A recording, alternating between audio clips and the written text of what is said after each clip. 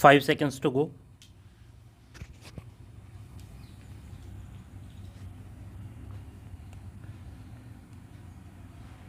Start.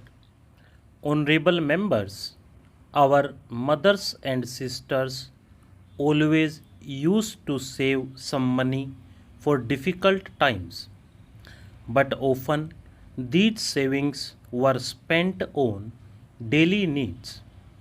Today, rupees 88,000 crore deposited in Jan Dhan accounts is a testimony to the changing saving habits.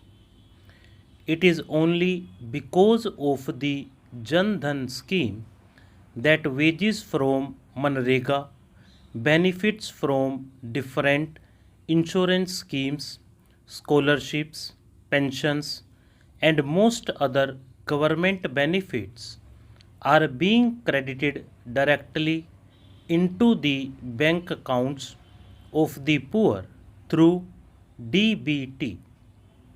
Jan Dhan accounts have succeeded in eliminating the middleman between the government and the poor. Jan Dhan Yojana is playing an important role in facilitating cost effective digital transactions in the country through more than 60 crore rupee debit cards and Bhim app. Similarly, government is bringing banking services closer to the people through the India Post Payments Bank set up in the post offices. As a result, the whole world has taken note of this step towards financial inclusion in India. Whereas many social welfare programs were in existence for the past several decades, they had failed to produce the desired impact. The alertness, action oriented approach, and good intention displayed by my government towards the aspirations and difficulties of citizens have made it possible to bring about large scale visible changes. While giving a clear majority to my government in 2014, the people of the country had also given a clear mandate to take strict action against corruption and black money.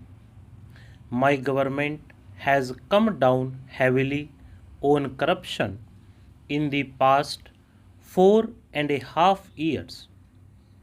Being sensitive to public sentiment, my government has waged a war on corruption and black money from day one and approved constitution of a special investigation team SIT on black money in the very first meeting of the cabinet. Thereafter, government enacted a new and strict law on black money. My government also carried out a campaign against illegally acquired assets in foreign countries. New agreements were signed with several countries known as tax havens, and several others were signed with many other countries to rectify deficiencies in existing agreements. While preventing the flow of black money abroad, my government also launched a major campaign against black money within the country. New laws were enacted for sectors thriving on black money, and those were brought under the ambit of taxation.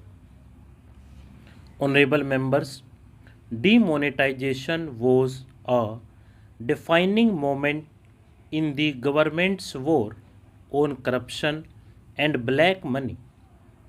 This decision struck at the very root of the parallel economy thriving on black money, and the money outside the formal system was brought within the ambit of nation's economy.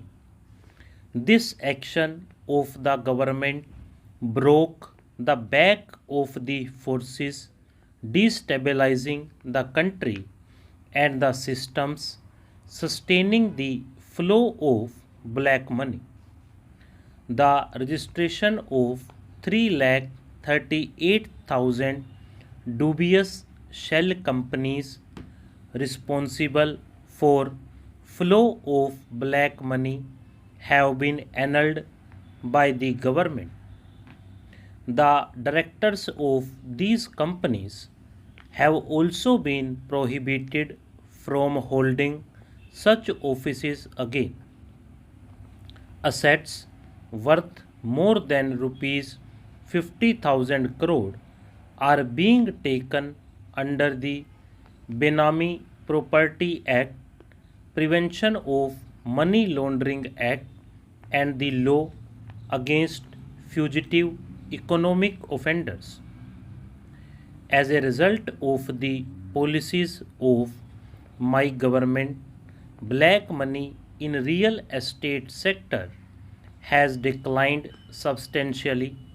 The prices of houses have come down, and the dream of a normal middle class family for possessing their own house is being realized.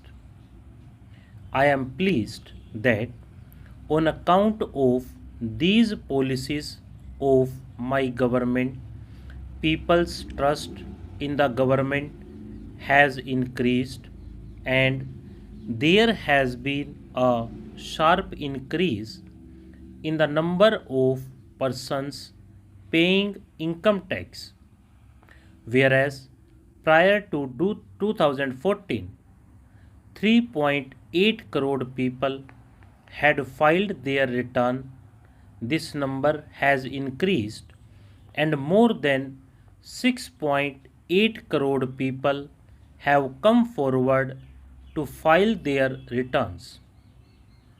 Today, the taxpayer is confident that each paisa contributed by him or her is being spent honestly on nation building. My government believes that corruption and black money constitute a grave injustice towards the honest taxpayer of the country. Corruption always infringes on the rights of some poor or middle class person. The government is relying on application of modern technology to address this situation.